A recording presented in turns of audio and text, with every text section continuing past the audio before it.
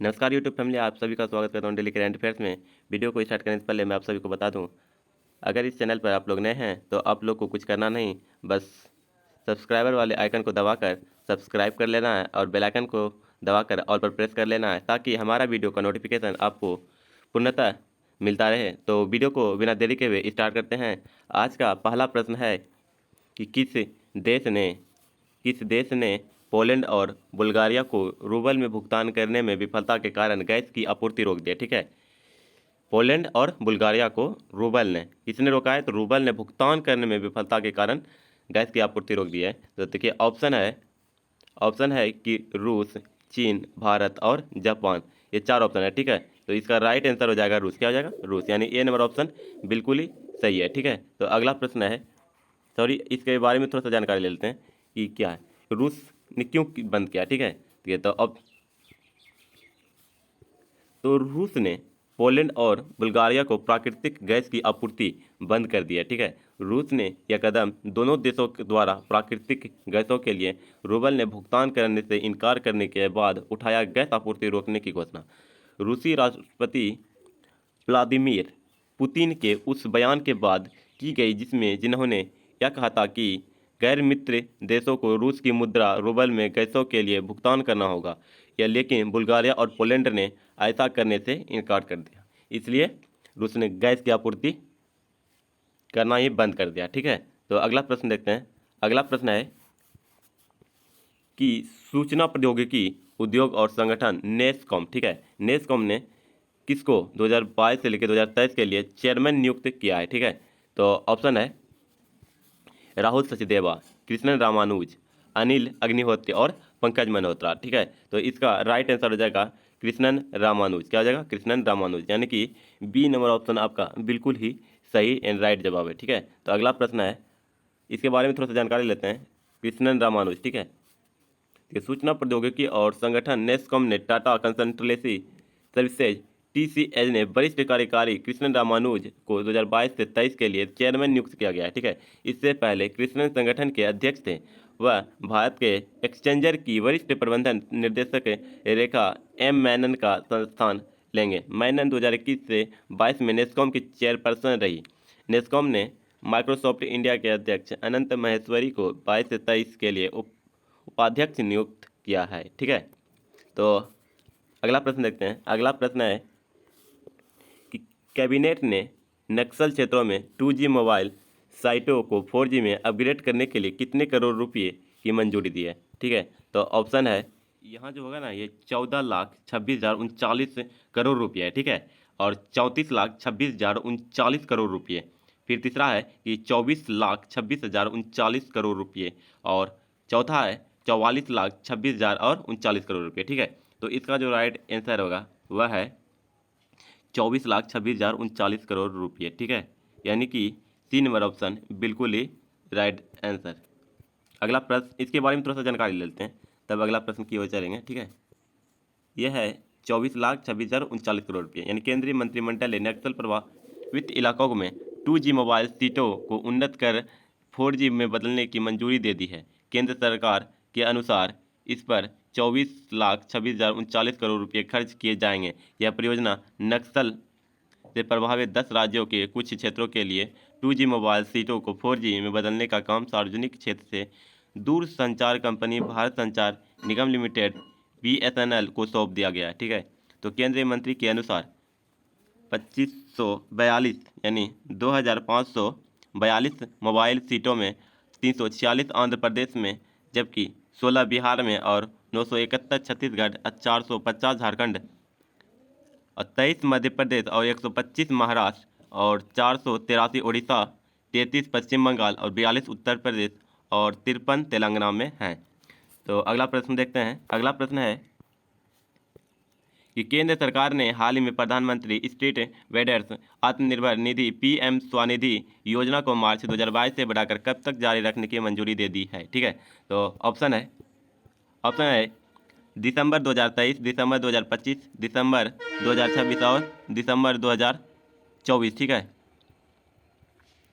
तो इसका right answer हो जाएगा, इसका राइट आंसर है दिसंबर 2024 क्या हो जाएगा, यानी कि डी नंबर ऑप्शन जो है ना बिल्कुल ही राइट आंसर है, ठीक है, डी नंबर। तो इसके बारे में थोड़ा जानकारी ले लेते हैं कि क्या है दिसंबर 2024। देखिए, केंद्र सरकार ने हाल ही में प्रधानमंत्री street vendors Atmanirbhar Nidhi PM Svanidhi योजना को मार्च 2022 से बढ़ाकर दिसंबर 2024 तक जारी रखने की मंजूरी दे दी है। आधिकारिक बयान के अनुसार प्रधानमंत्री नरेंद्र मोदी की अध्यक्षता में मंत्रिमंडल ने आर्थिक मामलों की समिति बैठक में इस प्रस्ताव को मंजूरी दी गई है। पीएम स्वनिधि योजना के तहत रेहड़ी पटरी और खोमचे वाले को बिना किसी जमानत के सस्ता कर्ज दिया जाता है, ठीक है। तो अगला प्रश्न देखते हैं। अगला प्रश्न है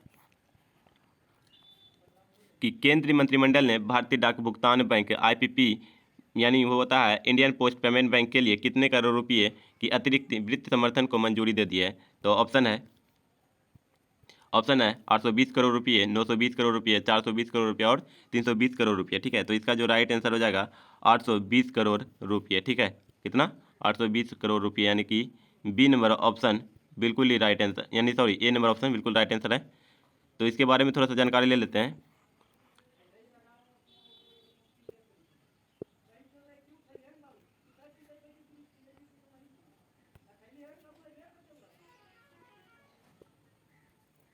देखिए 820 करोड़ रुपये, ठीक है।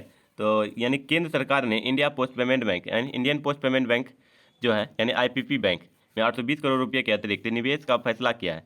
अब देश के दूर दराज के गांवों में भी लोगों को आधुनिक बैंकिंग सुविधा मिल सकेगी, ठीक है। तो केंद्र सरकार ग्रामीण इलाकों में पोस्ट ऑफिस और बैंकों की संख्या बढ़ाने के लिए जोर शोर से तैयारी की जा रही है, ठीक है।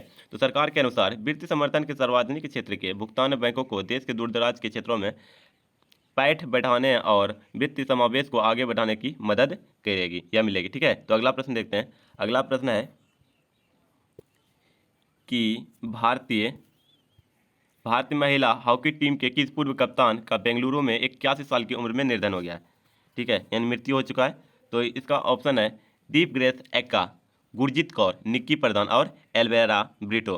तो इसका जो राइट आंसर हो जाएगा एल्वेरा ब्रिटो, यानी कि डी नंबर ऑप्शन बिल्कुल ही राइट आंसर है, ठीक है। तो एल्वेरा ब्रिटो के बारे में थोड़ा सा जानकारी लें कि वो क्या थे। तो एल्वेरा ब्रिटो, ठीक है, तो भारतीय महिला हॉकी टीम की पूर्व कप्तान एल्वेरा ब्रिटो था, ठीक है। तो बेंगलुरु में 81 साल की उम्र में निधन हो गया है। तो एल्वेरा और उनकी दो बहनें रीटा और माय महिला हॉकी के सक्रिय थी और 1960 और 1967 के बीच कर्नाटक के लिए खेली थी। इस दौरान उन्होंने 3 बहनों के साथ राष्ट्रीय खिताब जीते थे। एल्वेरा को 1965 में अर्जुन पुरस्कार से सम्मानित किया गया था और वह ऑस्ट्रेलिया, श्रीलंका और जापान के खिलाफ भारत के लिए खेली थी। किसके लिए खेले थे? तो भारत के लिए खेले थे, ठीक है। तो अगला प्रश्न देखते हैं। अगला प्रश्न है यूक्रेन युद्ध के बीच निम्न में से कौन सा देश संयुक्त राष्ट्र के पर्यटन निकाय से हट गया है, ठीक है। तो इसका ऑप्शन है भारत, चीन, रूस और जापान। तो इसका राइट आंसर हो जाएगा रूस। क्या हो जाएगा? रूस हट चुका है। कौन हटा है? तो रूस, यानी कि 3 नंबर ऑप्शन बिल्कुल ही राइट है। तो इसके बारे में देख लें, रूस क्यों हटा है।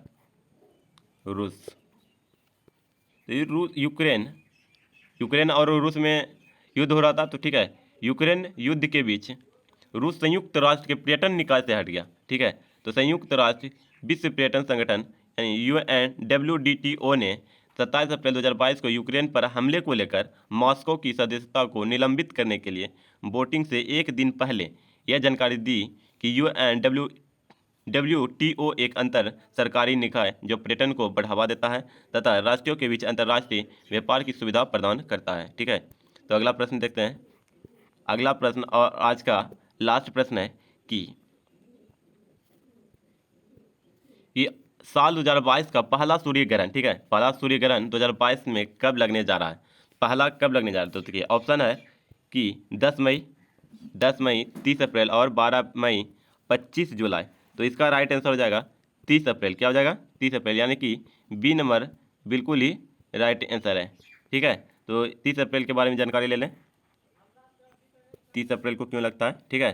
तो साल 2022 का पहला सूर्य ग्रहण जो 30 अप्रैल को ही लगने जा रहा है। वैज्ञानिक नजरिए से यह एक खगोलीय घटना मात्र है, लेकिन धार्मिक दृष्टि से ग्रहण की घटना को शुभ नहीं माना जाता है। साल का पहला सूर्य ग्रहण भारतीय समय के मुताबिक 30 अप्रैल को मध्य रात्रि यानी रात 12 बजे से 15 मिनट से शुरू होकर सुबह 4 बजे से 7 मिनट तक रहेगा। बता दें कि आकांक्षिक सूर्य ग्रहण होगा, यानी चंद्रमा सूर्य के प्रकाश के केवल एक अंश को ही बाधित करेगा या पूर्ण सूर्य ग्रहण नहीं होगा। अगर ये वीडियो आपको अच्छा लगा तो आप इस चैनल पर एक लाइक एंड एक comment, share, subscribe, bell icon जरूर दबा के रखें। Thank you for watching. धन्यवाद। आपका दिन मंगलमय हो।